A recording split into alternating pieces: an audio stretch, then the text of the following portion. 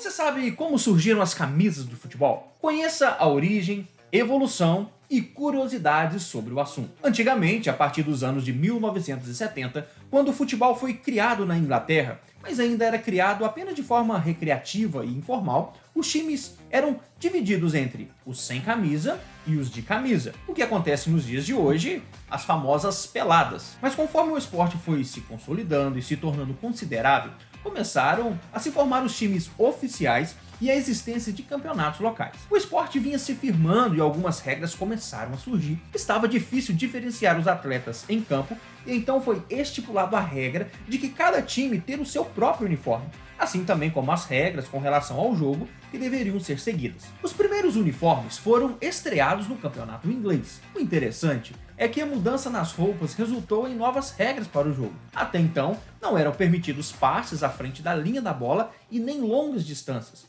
Mas após as mudanças, a diferenciação dos jogadores ficou mais fácil e os passes longos foram normalizados, tornando o jogo assim mais dinâmico. Em 1910 e 1940, os uniformes eram confeccionados em um tecido pesado e quente, e ainda eram camisas polo da manga comprida e calção abaixo dos joelhos, o que foi padronizado na época, mas deixavam jogadores mais suados e cansados durante cada partida. Mas foi só anos mais tarde, em 1954, que a seleção inglesa apareceu com um novo modelo de uniforme.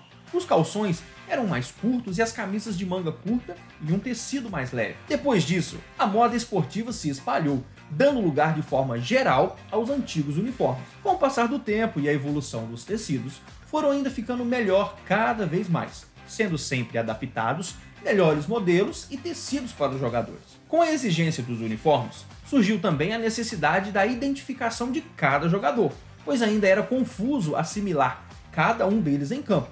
Foi estabelecido que seriam separados de 1 a 11, e somente anos depois, em 1994, a FIFA passou a exigir também os nomes dos jogadores junto à numeração de cada um em suas camisas. Antigamente, os números serviam não somente para identificar os jogadores em campo, mas também por suas posições. Por exemplo, goleiro, número 1, lateral direito, número 2, zagueiro, número 3, quarto zagueiro, número 4, volante, número 5, lateral esquerdo, número 6, ponta direita, número 7, meia direita, número 8, centroavante, número 9, meia esquerda, número 10 e ponta esquerda, número 11. Pelé foi um dos jogadores que tinha preferência por número, exigindo a camisa de número 10. Como ele era o melhor, o número 10 até hoje é reconhecido como um número de craques. Mas isso foi mudado com o tempo, deixando de ser relacionado o número com a posição de cada um em campo. É comum hoje a gente ver camisas com números maiores, como 25, 33, 82. Isso vai desde homenagear alguém ou algo, ou apenas uma escolha pessoal, até mesmo por data de nascimento. O atacante do Palmeiras, Gabriel Jesus, por exemplo, usava a camisa de número 33, que reverenciava a idade de Jesus. Zagallo também foi quem exigiu seu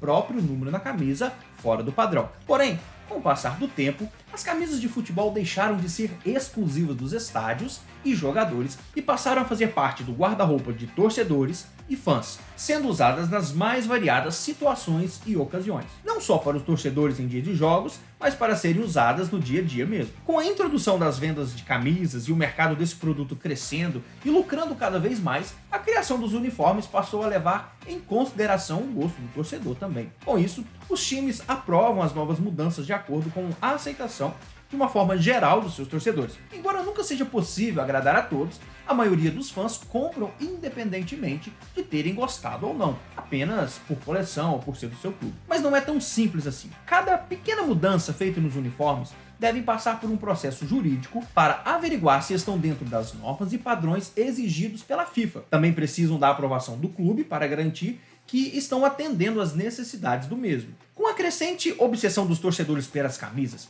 alguns começaram a criar seus próprios modelos de uniformes.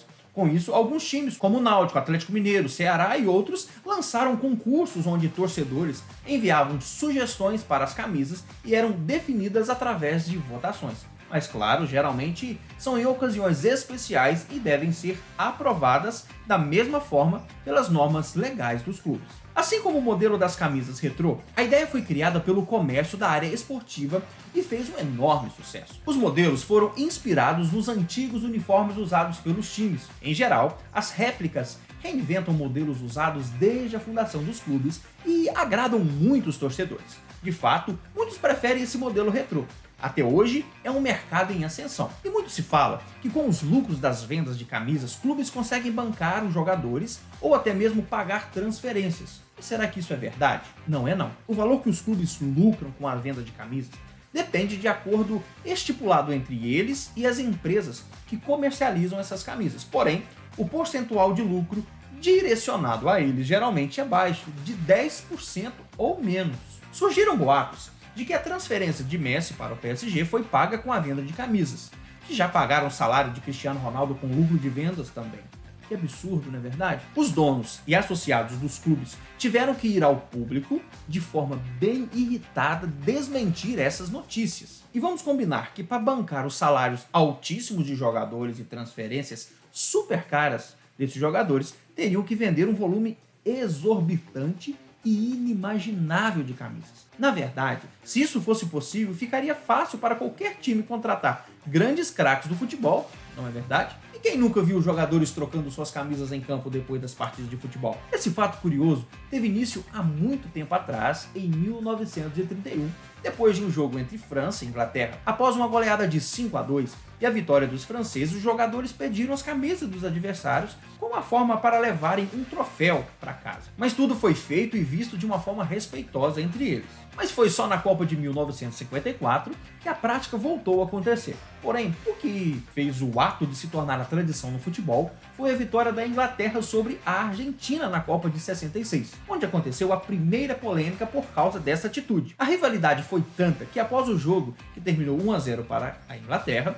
o jogador inglês George estava trocando de camisas com o argentino Mário Gonzalez, quando o treinador da seleção inglesa, Alf Ramsey, ficou muito nervoso e correu para impedir, puxando grosseiramente a camisa dos jogadores. A atitude do treinador virou notícia no mundo afora de uma forma muito negativa, com um ato de intolerância entre equipes rivais. Desde então, os jogadores vêm trocando camisas para reforçar a cordialidade e respeito no esporte. Depois disso, começou a acontecer de forma constante e frequente depois dos jogos. E a prática ao longo dos anos rendeu histórias engraçadas, significativas e polêmicas. Já houveram histórias que, após a troca de camisas, os jogadores usavam a mesma de forma ofensiva, como imitando o uso de papel higiênico ou pisando nelas, entre outras situações desagradáveis. Mas além de polêmicas, também tem as histórias engraçadas, como a de Pelé e Zidane. Quando a prática se tornou comum, todos queriam trocar camisas com Pelé após as partidas, e o clube passou a ter que levar entre 25 a 30 camisas do Pelé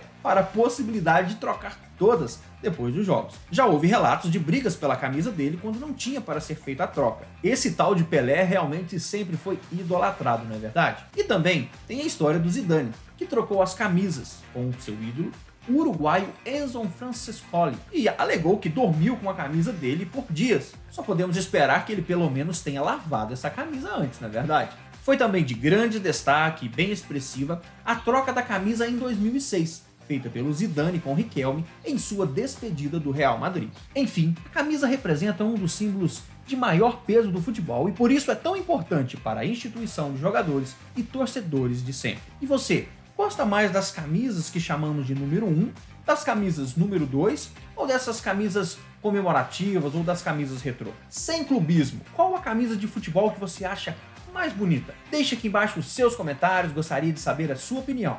Valeu, galera, e aquele abraço!